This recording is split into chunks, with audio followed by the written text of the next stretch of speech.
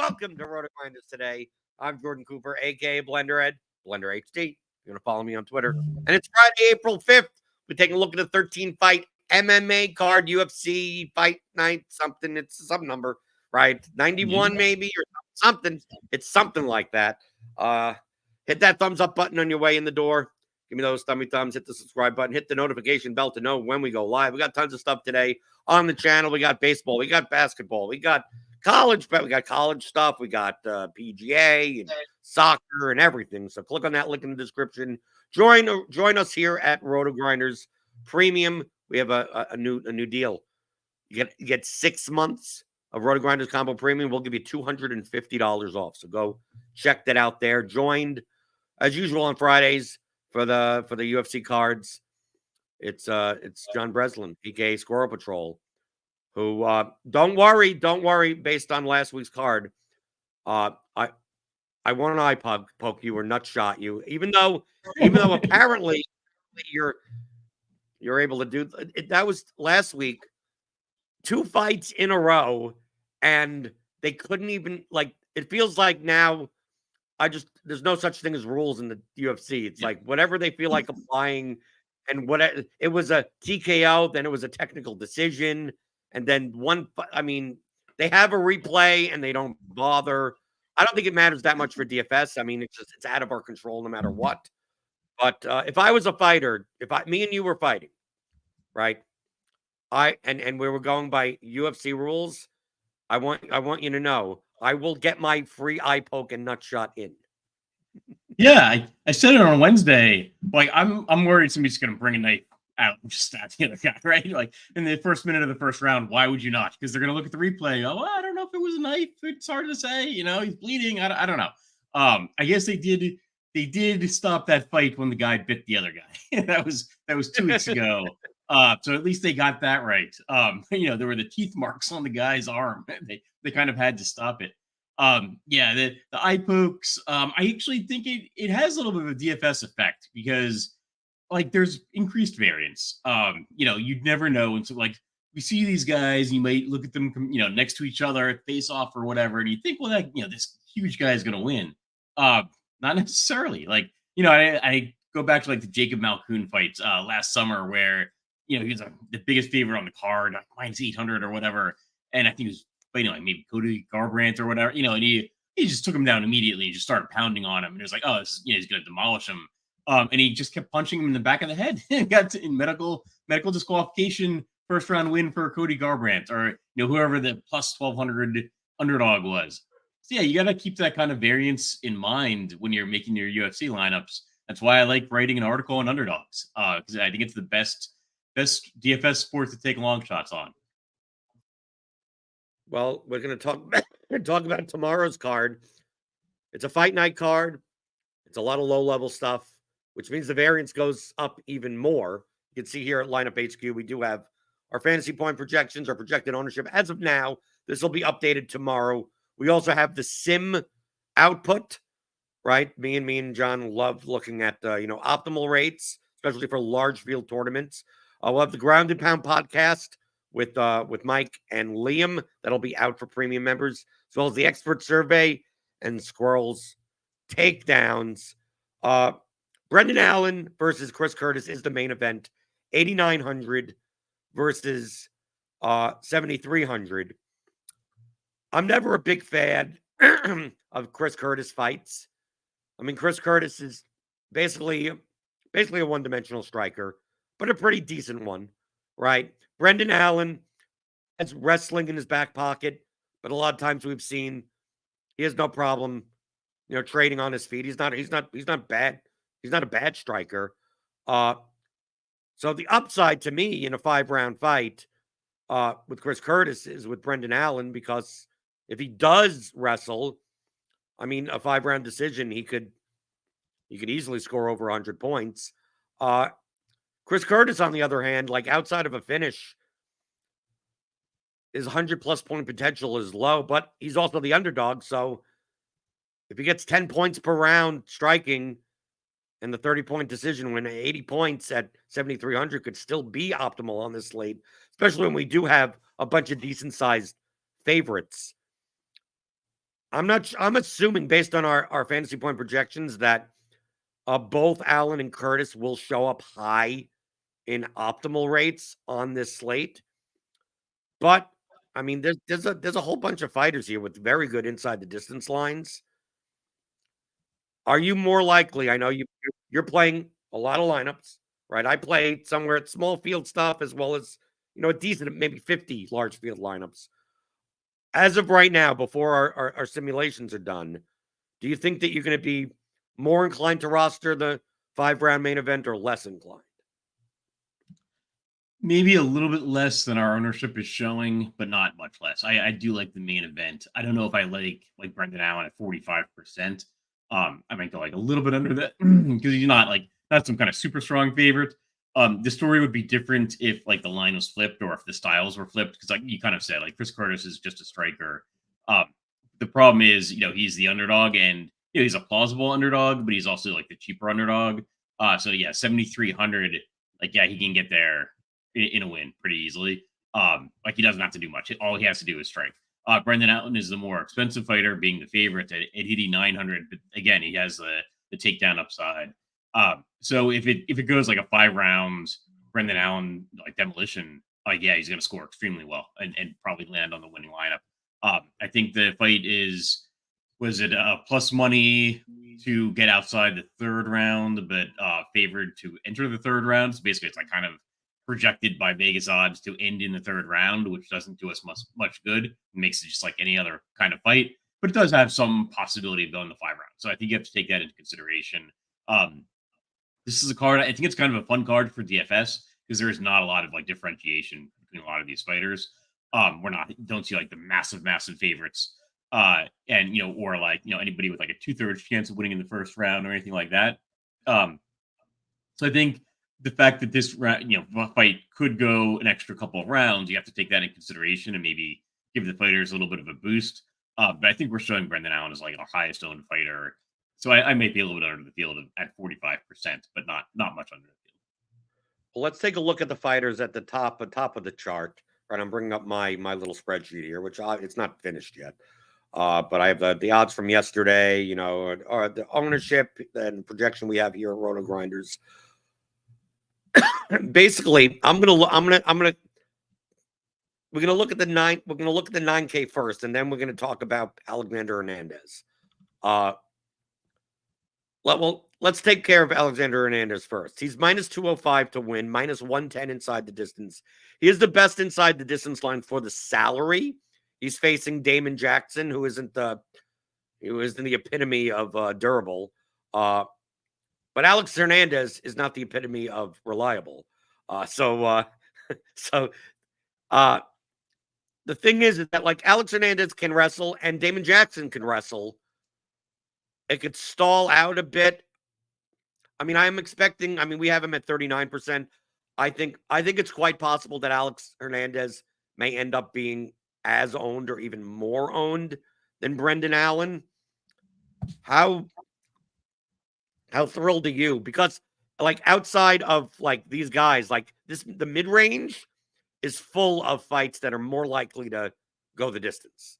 Like that, we don't have that 8,200, 8,000 fight where it's like someone's getting knocked out. One of these guys is going to show up on the optimal. One scoring 120, one scoring 0. Most of these mid-range fights are probable decisions. All of the finishing upside is typically at the top. So getting 80 and minus 110 inside the distance at minus 205 is a value comparison. He's not far off win odds wise from these 9K guys. I'll ask you the same question. Are you more likely to be over or under Alex Hernandez? And how much Damon Jackson would you have as far as leverage off of him? Because at 8,700 at these betting lines, I'm going to assume when our simulations come out later today or early tomorrow, Alex Hernandez will be one of the top 5 on the list. Yeah. I kind of like Damon Jackson in this fight, as a leverage pivot. His win odds aren't that bad. About 36% chance of of winning the fight, and a greater than 10-1 shot of winning in the first round at only 7,500. Yeah, I'm having a hard time finding favorites that I like on this card. Right, good thing I write a article on the underdogs. There's no particular reason to think like Alex Hernandez is going to like dominate this fight.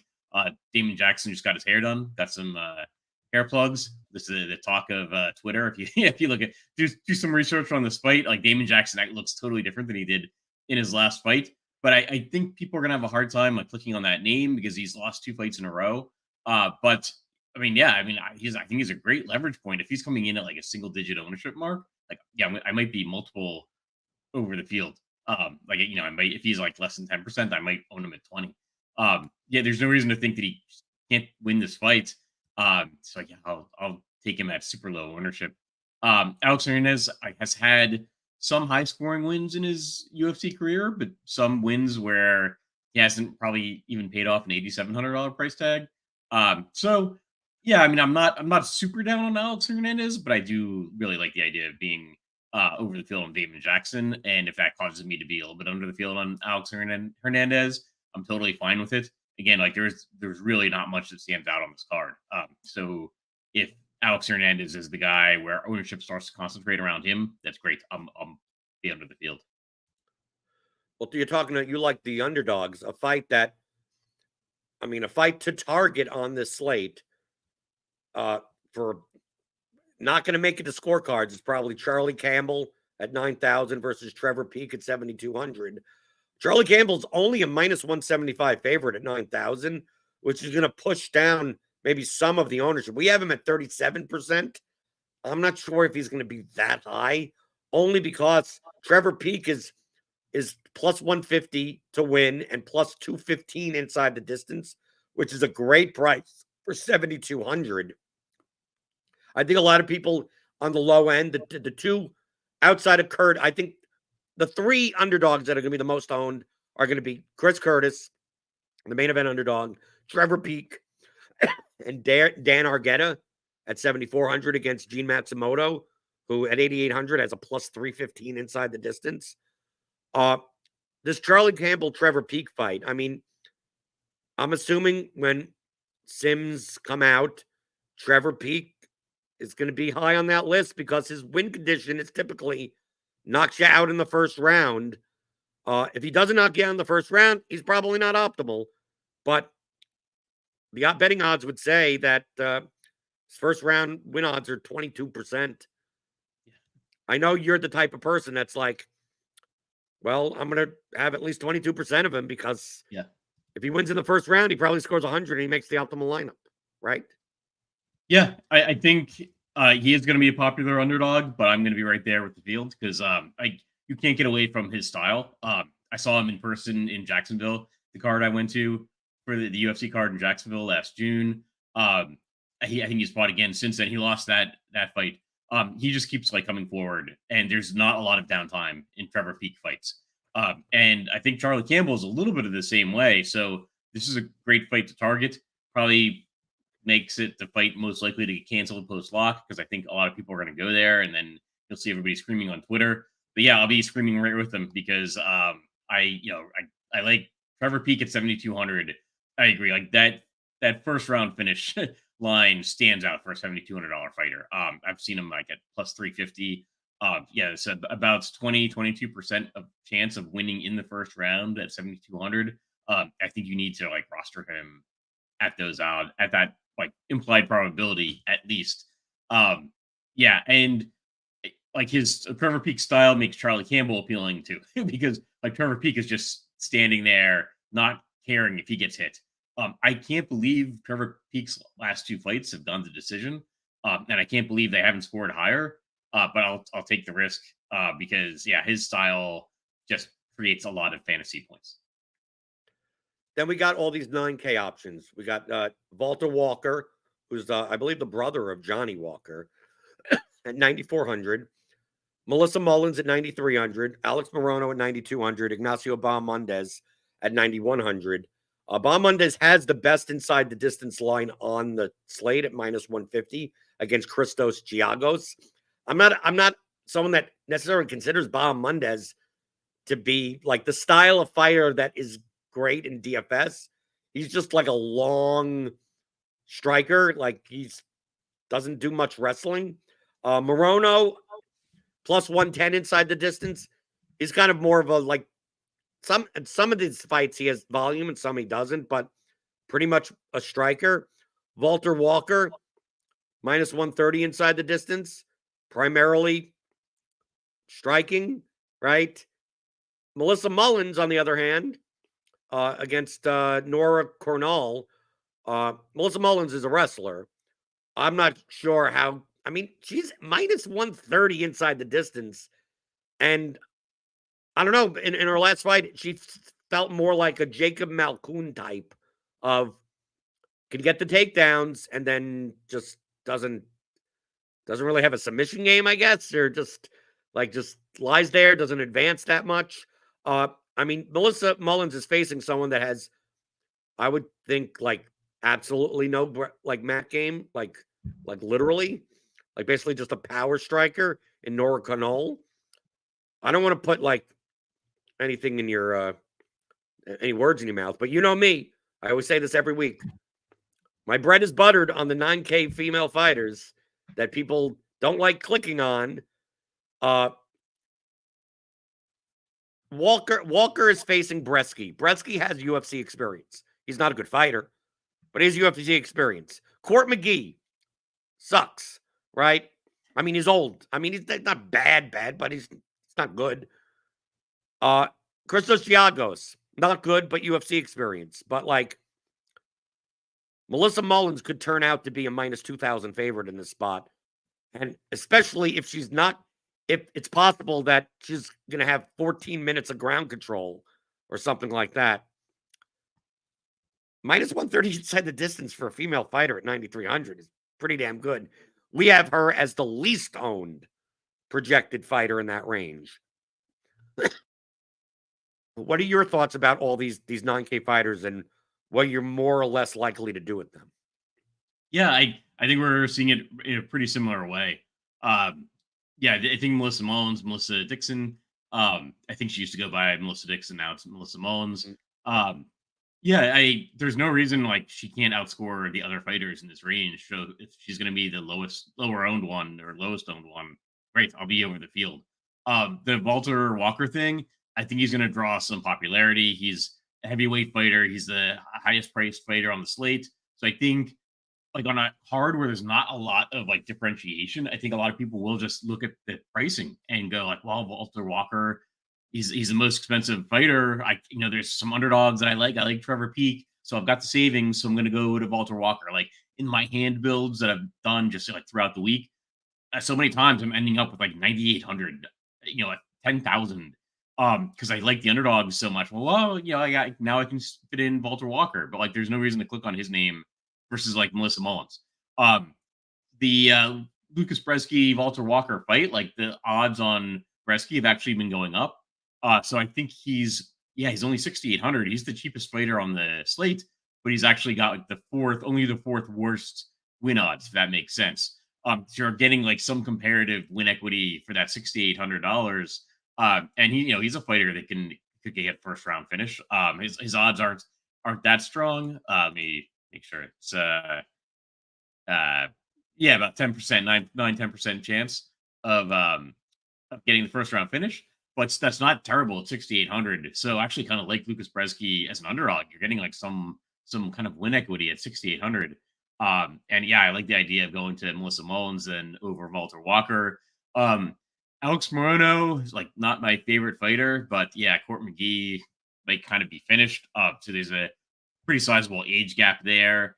Court McGee, I think, has lost his last couple of fights. Lost his last couple of fights via first round knockout. Like that's not good. So good matchup for Alex Morono. Bahamondes, he's lost as a big favorite before, I think in his last fight. But he's shown the ability to score well in the UFC sometimes, not always. So 9,100, I'll probably be right around the field. Like, don't have a strong take there. Like, there is the possibility that he can throw decent volume attempts some takedowns. So I don't know. Yeah, I'll go there. He's not like the worst fighter in the range. But yeah, I probably like Melissa Mullins the best out of the 9K fighters. And then maybe Charlie Campbell, just because I think that Campbell peak fight is going to be high paced. Right. I mean, my general point is that Melissa Mullins has multiple ways for 100. Because at 9,000, you pretty much need 100 points. And Walker, Morono, and Bahamondes, unless it's going to be one of these like beat downs, like it's essentially you got 5 minutes. Can he get it? Can he get a finish in the first round? Because it's unlikely that, unless it's a beatdown, right? Multiple knockdowns, ref doesn't stop the fight, even though, 2 minutes of ground and pound and 7 million strikes, which that's the variance of DFS. Eye pokes, nut shots, who the hell knows? So to me, I view them all very similarly. And like you said, I was building some dummy lineups, and a lot of my lineups are like 49 6s and 49 7s, where, yeah, I could get up to Walker, but I take Mullins, or I just take Bahamondes, or just like, it's like, I don't necessarily need all the salary, but it may not be the type of slate where I'm leaving 2K on the table, because then we get into this mid-range stuff. What do you like in the mid-range? We got the Norma Dumont fight, who, to me, good luck. Good luck. If you want to take Jermaine Duran to me for a win equity, sure, but like Norma Dumont fights are awful for DFS. She's plus 400 inside the distance. I'm not all that enamored by that. I even think the Piera Rodriguez Cynthia Calvillo fight, it depends on what Cynthia Calvillo shows up right there.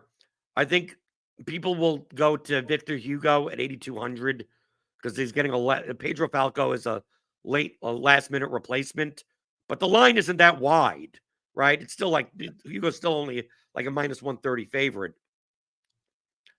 It's just that the inside the distance lines of these fights are just like, if anyone, truthfully, maybe Dylan Butka is minus 145 to win 8,500, but at least like he can wrestle. Like, is he good? No. I mean, this is low level stuff anyway. Cesar Almeida is more of a kickboxer. Can Cesar Almeida come in and knock out Dylan Butka? Sure, okay. But he got 5 minutes to get 100 points. If Butka can actually have success wrestling, 8,500, I feel more comfortable in a 3-round decision with a guy that could actually land takedowns. I mean, I'm getting to a lot of builds that are just barbell. Like, I'm ending up taking one fighter from this range, but I'm not building lineups that have 2 or 3. Yeah, I agree.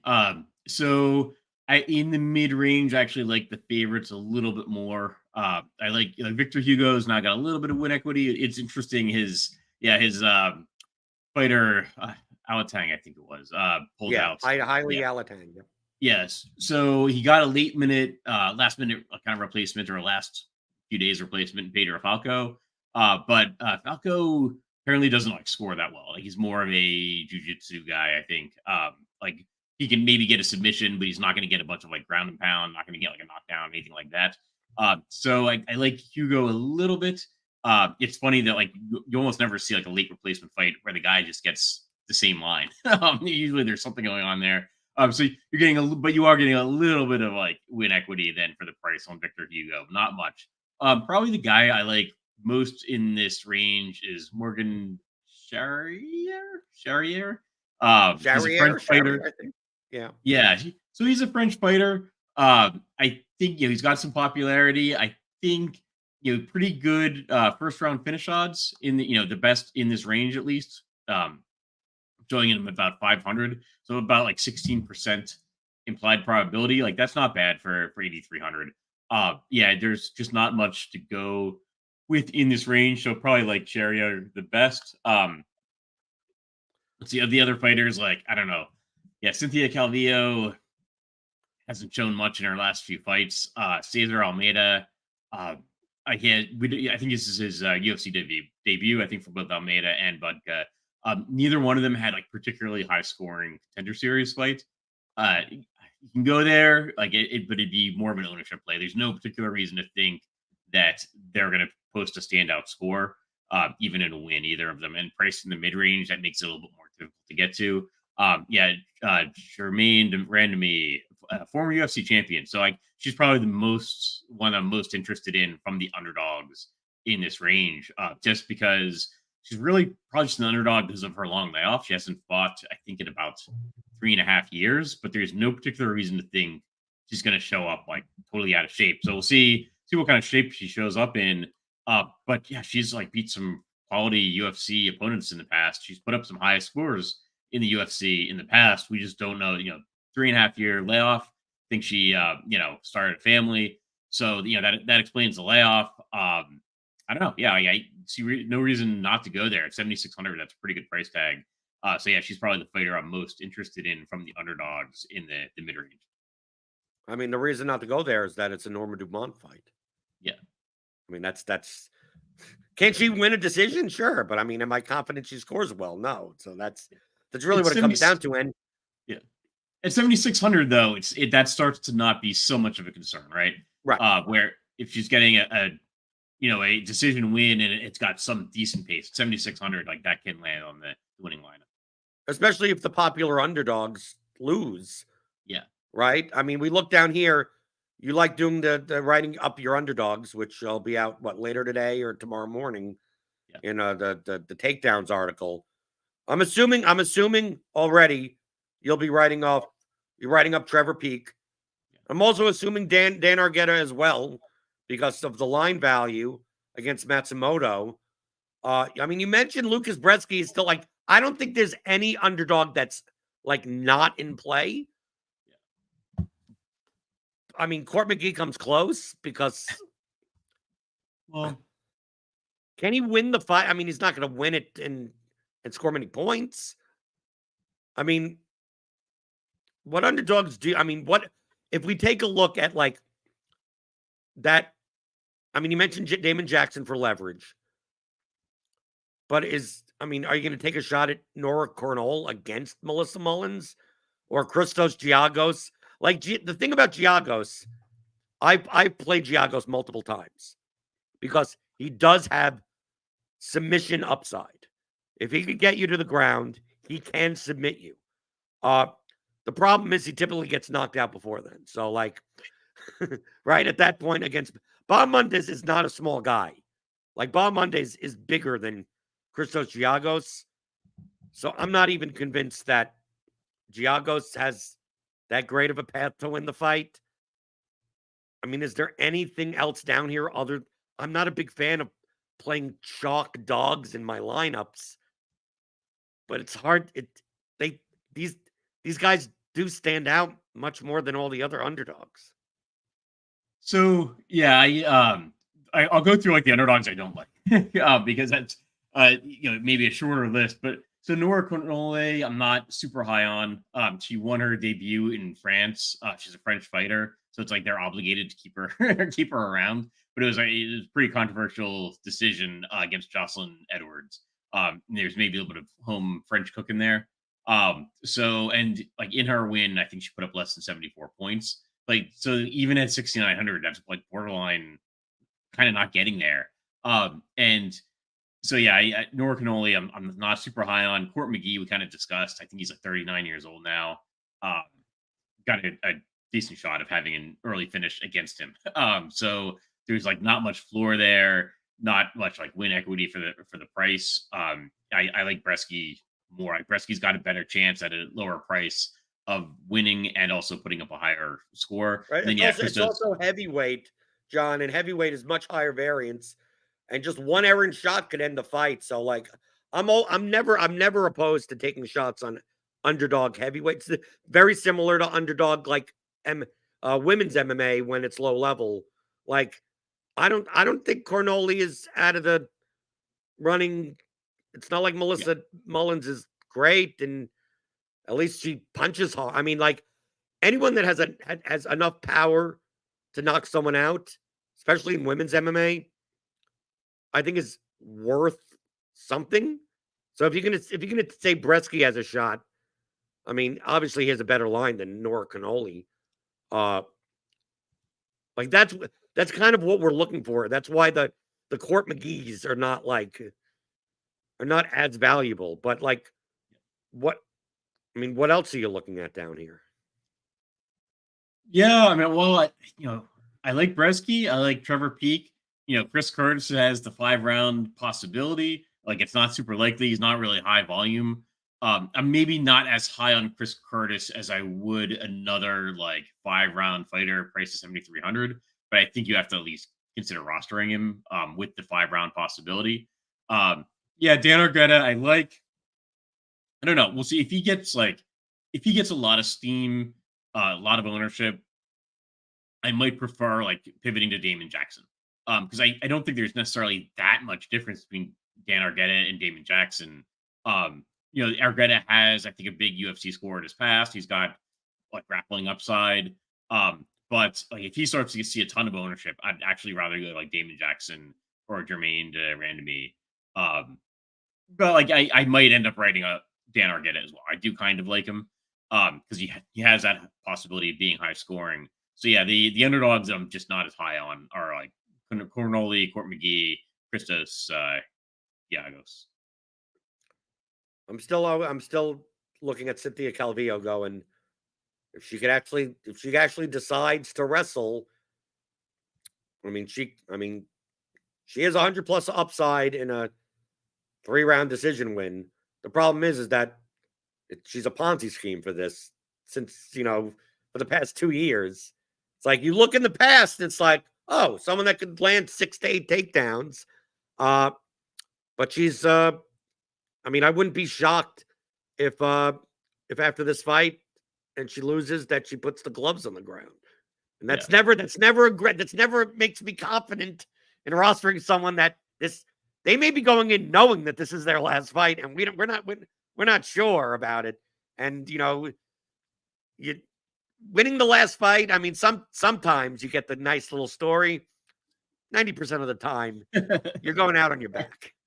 Yeah, exactly. Yeah, I agree. When we do the crunch time, Mike Brown always says like, I don't like to hear the R word, right? So we'll see. Weigh-ins start here in about half an hour, and then they generally do like the face-offs, press conference type stuff after that. We'll see if Cynthia, the interviews. If Cynthia Calvillo mentions the R word, then that's probably a pretty good indication of why she's here at the Apex. She's lost 4 fights in a row. I think moved from like flyweight to strawweight, and I think she's like 1-4 at strawweight after having a pretty good flyweight run. So yeah, she's getting older.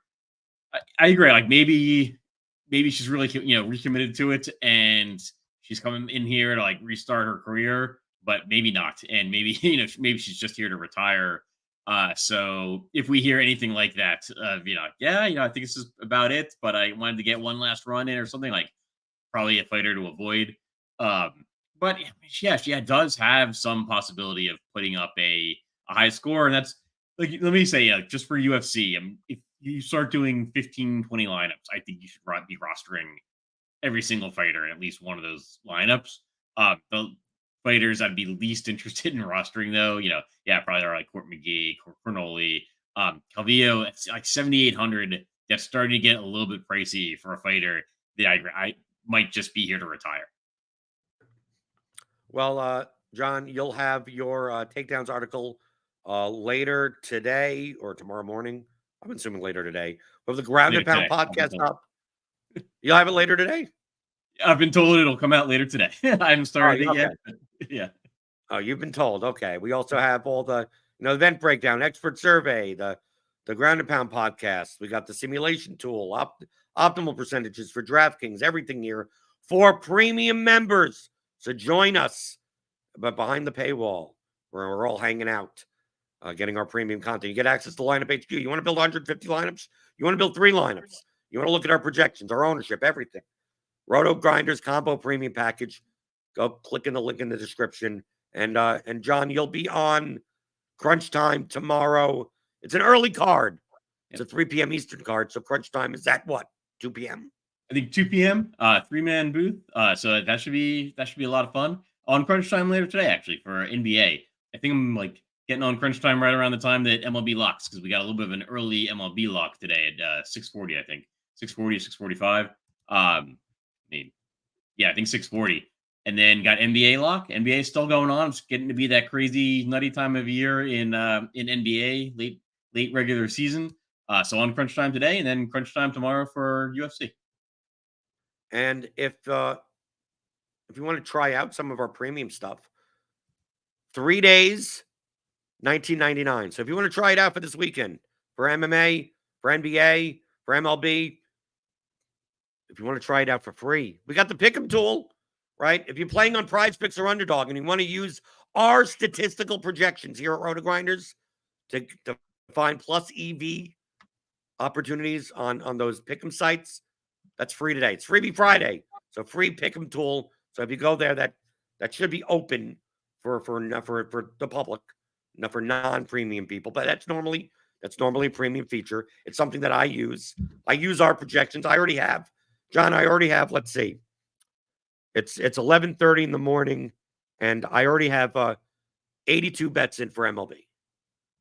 Is that a lot? It's gonna be double by the time the I mean, we have some early games, so maybe today I only end up with like 130 bets. But yeah, I just go whole hog on our projections and the bad projections, Yeah. and anything with an edge, I just scatter shot. And first week has gone very, very well. Yeah, I feel like there might be a better like projection edge early in the season. Like I think stuff like starts to like kind of normalize, and I think maybe the books get a little bit better with their early lines. Some of these early lines, like you're just looking at like the simple stuff, like pitcher strikeouts stuff, like pretty wide gaps across the books. So if you're like using some kind of like line comparison tool, like and you find something like where the projection, like where the bat projections are showing there's an edge, like you can get a big edge early in the season because like there's wide gaps between the books. Yep. So you could do that. Join me with that.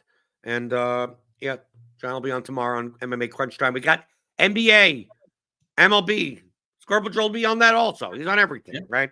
Be on that later today. So hit that thumbs up button on your way out the door. Hit the subscribe button if you're new here, and hit the notification bell to always know when we go live. I'll be watching WrestleMania over the weekend, so I'm not even.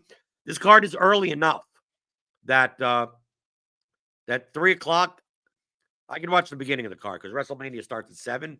So it's a big wrestling weekend for me. So I'll be making my lineups and then figuring out who won, who got nut-shotted, who got eye-poked, what fights were scratched after lock. I'll find all of that out later.